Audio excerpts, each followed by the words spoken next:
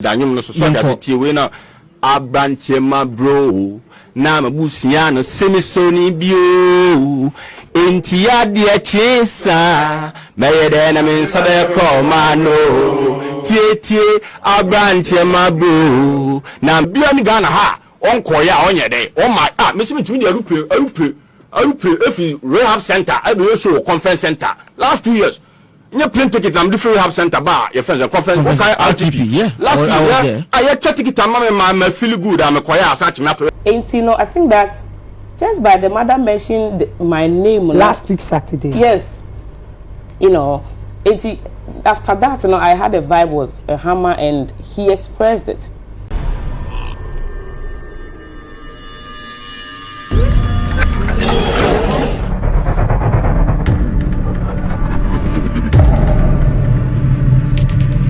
Abusia edin yesaying edin one so TV GH you see edin yesaying so TV Ghana and one no GH ne Ghana the same thing yeah Abusia America kreni na me de kwade ho nsensem bi ma ana enye me koso na say go phone tia cs de kwade se bi wo bodam na septem ne kofo kan mtin kofo bi ka e de na koso kwade abrabo mu de na asie ne ma me de kwa no wo ye they want to support the bay. Yen to waja kwa da jeje mu sai. Am the gamble for so gamble for nyade. Amom wa musicians no.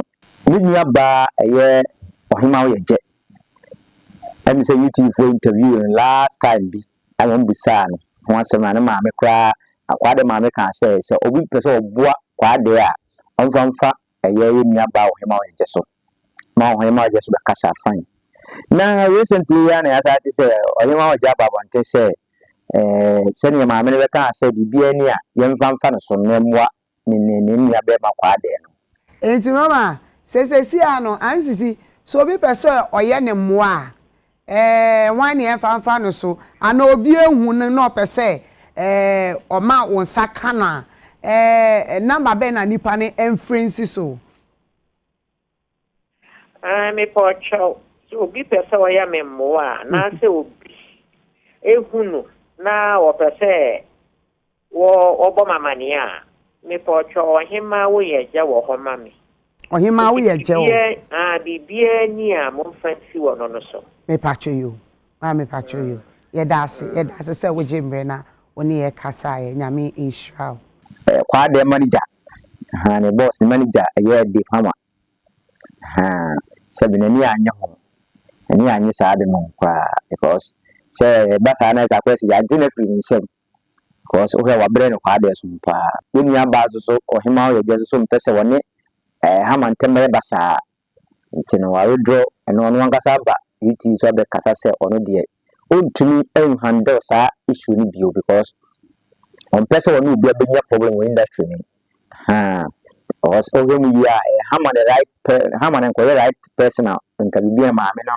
ene abusuane ne begin komo but ankoba ne sa em se wontu kakra ewo Haman ne ma me ntem aye kwade ma ntem ntama mo ntem no mbo sa so ati ase ntama ase mmabi nkoyi ntwayi kakra nyabi ntwayi kra ama yeze unya ba se rosi ka asem no tie no video na o kana o feel bad no se be sa nti watwe no ho se watwe no nti mbese ka se wabedi obi adwuma ye dabi nti Ohemaa Woyeje se abusuafo ne tiefo yemfa ntumi na woni na mo so mu se sisiye no se na ne maame kwade maame ka se bibia ni a yemfa nsi so no wona de watwe no ho afiri kwade nsensem no ho wona ne manager ne abusua ntamasem ibi kwa se ne bra akra ba ko kwade bra ba ko soja adwuma woyo be makam kra frɛ no mo ka ho ase no so omo hwɛ no ne kwade Haman trase no mo solve issue bi obi o mo ka ho ase ne ntwa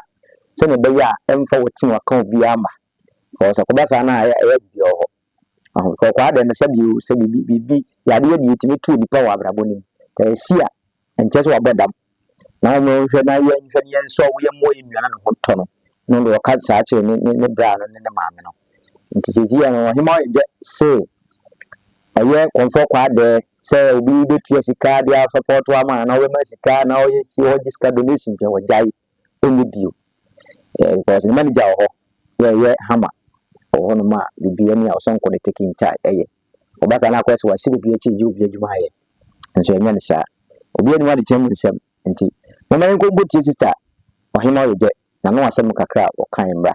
Well, Okomfour Kwadee issue no po de me stating a clear say Hamanti in charge of Okomfour Kwadee the affairs all this while from the time I think Kenya Ofi Kenya Hono and all of that.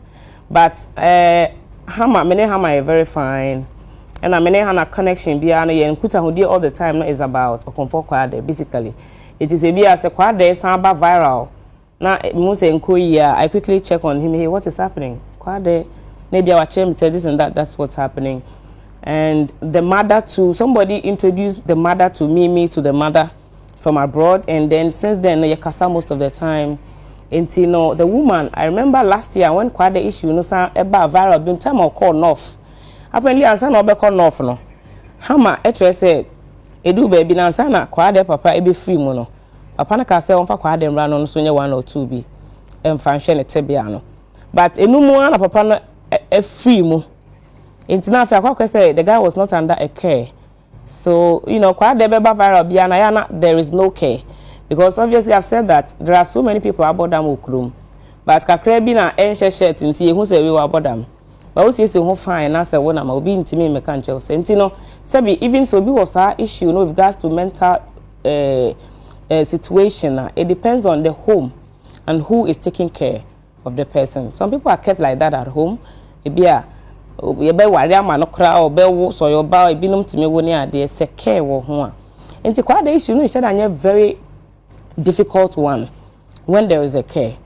And in the Kokoba as a papa free mono as a Osaba Bonten bloggers taking advantage, call interview no in silent situation no more and a babontin. Now Kwakwe said Nipani Yamoa.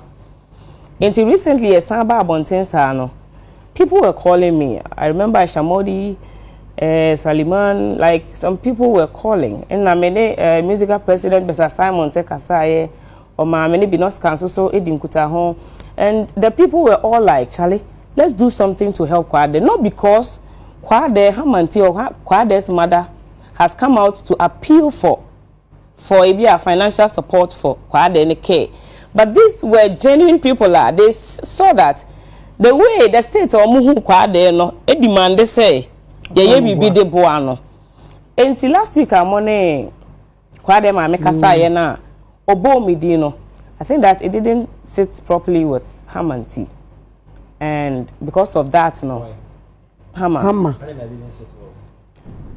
Well, you know, he is the person like officially. He has been taking care of Kwadee. Kwadee listens to him a lot, which me akasakra meaning.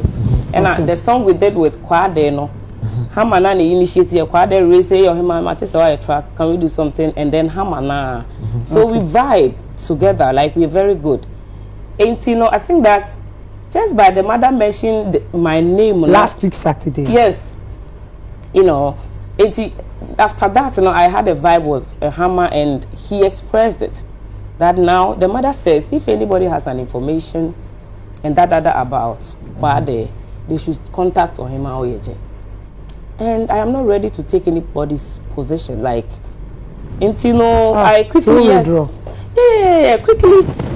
Kasa and the mother to another external family of Okomfour Kwadee or Bema camp or Sojeni. One, yeah, or no so frame and all. But I told them that please, I respect Hama a lot. He's a senior brother. I don't have any issues with him. Say Kwadee should pa on him Kasa. Say Kwadee call off. It will be because to make us Ohemaa Woyeje. Yeah, but omo de nama be call akomonu be more. So memory no Ohemaa Woyeje shito. Until then we transacting na, you know, until I didn't like the fact that one and then when any anje home. Do not friend or not friend. Me they on the chat, so with the vibe. And so the last communication after that interview, you know, with Saturday interview, you know, she said that Sebia, I sent him a message that I want to call him like after my radio show, and I'll say about Kwadee here because any my many can't Canada says the same, you know. So there will be information about Kwadee any support BBA and family ho. You know, so quickly I told the musical guy and Binoska that no more person we should press statement blank put together, but they are making the whole thing look like it's a Sebia. Maybe I made me appeal for support for no, I've not taken anybody's 0.5 pesos. Nanka me cry me Diana me de eba ain't you know. He has taken offense and I don't even know how I will be blamed for that. Yes. That he has even sent letters to Angel FM, my station, that he demands an apology, that I have said that he has said he doesn't need anybody's financial support to take care of Kwadee. And that is the message. But he said he told me. He didn't tell them. But now if I don't say it, how will the people know why I'm backing off? What I said, people will still be calling me because I can say, Bibi ni ayen fell. It's a fair flow. Ohemaa, me pesemia, Ohemaa me pesemia say ma Kwadee na. And quickly I told the mother and the other family, and then I had to even grant an interview and say that, please, anything about Kwadee, nobody should call me. Deal directly with Hama and I say Kwadee mame, and so that we can keep the respect and all of that. So, me person Kwadee mame. Yes. Onim Hama, onim no. Onim no say ono na ehwe ne ba no ma no, and all this one. Onim so ono hwe no. Yeah, but on the channel, no. I think that they have their 1 and 2, but I'm saying I say kakra nya adwuma o baby, I know your montemu asem. I nya me na me ba be dey. Me ba be chim. Nti onim Hama, but more a few challenger. Maybe they would have to resolve it so that the care for Kwadee no, it will be away from any distraction and negative energy. Abusia. Kokoti ba so tin sem na course no. Otie, hano Inya babu so udi ya woni udi ya kakra woni mo ati ase na wo hwe mu kura mpona before say issue ni be koso no issue no Kwadee issue ni babam no hemo je ti me friend interview ni nyina ni di nkomo de utie Kwadee nsem kan mu a aso problem kakra wo fi ni ma me sa de nsem eni me nti ase bi nya adwuma ati ase ti ase bi wo nya adwuma nti ni pana ngaza utie Kwadee nsem bi kura nsem wo kakra nsisi so aza utie mu ya aza adwene no sebi toche kakra okasa na sa kwesi nyachi okasa aza wunwundi timi huni kwa huni nai so ade azie obusia mu enko tie some interview kakra kebo ganti ganti o ya na ase ne kasa mu no ase wonne ne maame no ntamongo ase wonne ne ye fan ase wonye fan ase obi ha no obi ha Kwadee obi tete Kwadee intete interviews kakra bimba wani nto aso why obusia wo mo se Kwadee is back na bibia shedan kobone sa de binum na claim say wajinimu account ba wote hanu you okay and eduma no you are God me yare de anya akra ha mu na me kasa me yare me will be oba be family akọ ba bi oba family akọ hospital man what you say me fa phone say me ba Ohemaa mama kasa say ensem ni bo ay emotional kakra because nipa na o say all rehab center na o say na Kwadee busiafo apono no no say wudi ya o pa mindi ya na wo gina ga na ha fan fa na kasa Kwadee busiafo apono ko bisa ko no go ask pa se Kwadee busiafo we say apono ampa nti asem ha kasa wujitum na mpentie na ya wode wujitum say at my age wujitum obi a med discourse so fair sa ya pome dey asem na woken na maka se meet my computer ti akwa obaji media na onyimi ni Kwadee so di mo ade pa ko hem book mu ma na mpeza mka chonti na mpeza me be information mu wo do ko parliament ko ka chom se dey ti aye so me enyuma wo boy ye ofie nipa no ka ho bi ofie nipa hwan ni me fie nipa ba na cho so me academic ko mu ntimi me academic make me say janyom na to na onu se bushe bi wo hwa asade ye papa sa wo mo se no na onu mabusha mahogany bi asisi fi ananse sama ye toto no ho no me ye trashedy trees ase as a riverside farmers pa ni su aye kasa sa no tara se you can find it okọ akra makwala maka unza akra market women no amko tono ko fat tomatoes apa is ask them they tell you man oba me eba sema wo ma ware wo sirem kura ma me yere de bi o mo na makra ba me fa ne nchi obia me fa me o ma say me ni ma se bi ama wo like us no ba me am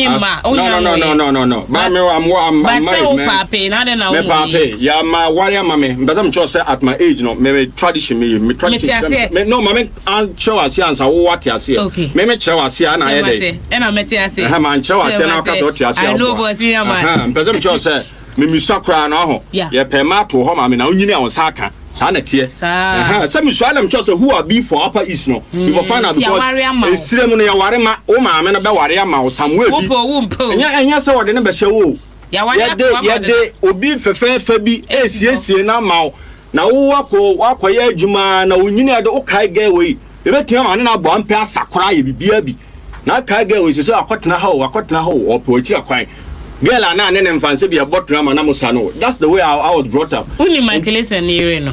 Right. I know na sakofaba. I know there's some me can me ja me na say ya wara man na sister no so. Sister. Wo krum akra obi aware ma muslim ha na metwempra.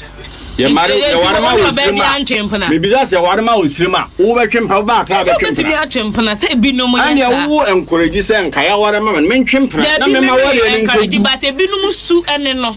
Say. Bi no mo ya sa. Say bi no ma ware kra wo mpna for be there. Dabi me so me there no. Madam just say me no enipa ehwe manim for certain things na do. Ohemaa. Yeah. Me say ana me kan se me here bi emu ugugu e me ya. Matias. Madam just say me specific me particular ma busuam somewhere bi. Shall I say? Yeah. Say kan hios ye fro hios pebi mame na me yebi o ba bi a wuntimi nka. Ntimi nka se me kasa bugum.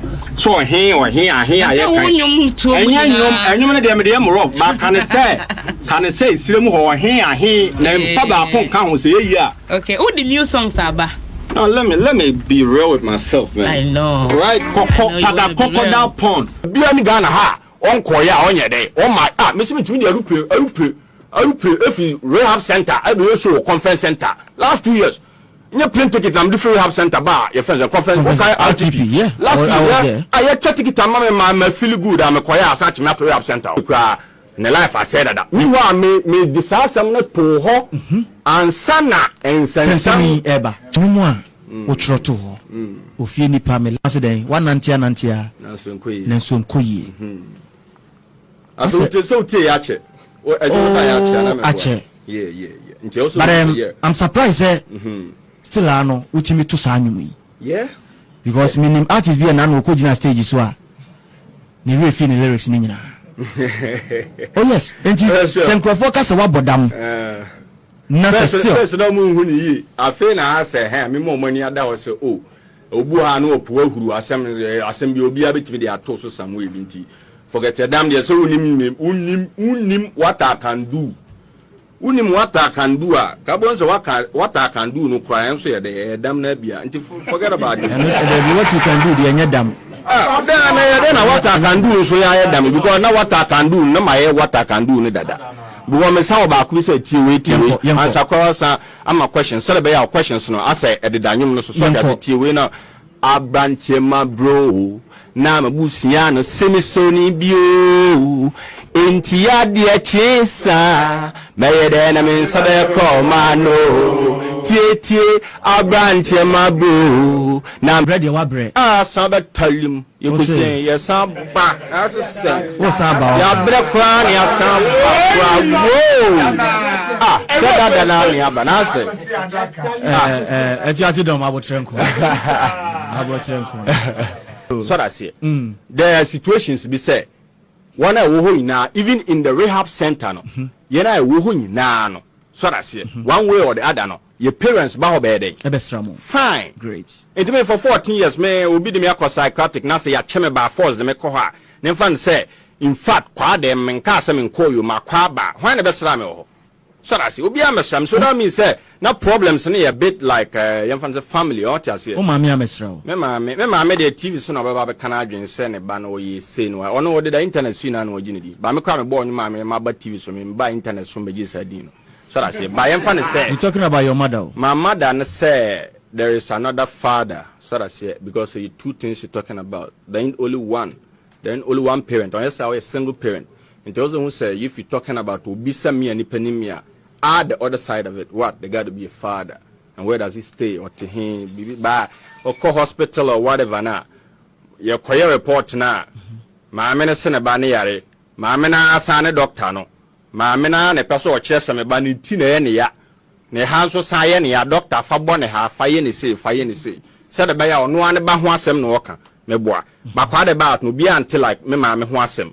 In the case a problem about some mammy. Also bisa say anana papa when said be ya ye kufia kwa ko bisa say oh ye boy crowd ye jire no na asem say wo here ni enya bibia kan ba kwa da ko psychiatric obi a parent bi ama ho ba ya na obo nso obi aye ne ho I don't know if it's music I don't know who like obi timi ya ne ho like even radio because radio stations number rehab ho bebre so na say ba obi antimi bisa am say what did me also tell them can answer be some fine to me call have obi am be some say why are you here and I say who brought you here for what reasons and then how so that say obi am be some and I say ha police or police to me bury have center so that say omo dia man for bebre say o mo na mo chichi a you complain fearful complaints say why aggressive why hyper why you say or you smoke, you do. I don't know. Were you aggressive? Me. Na me bus stage. I want some to trade o stage da.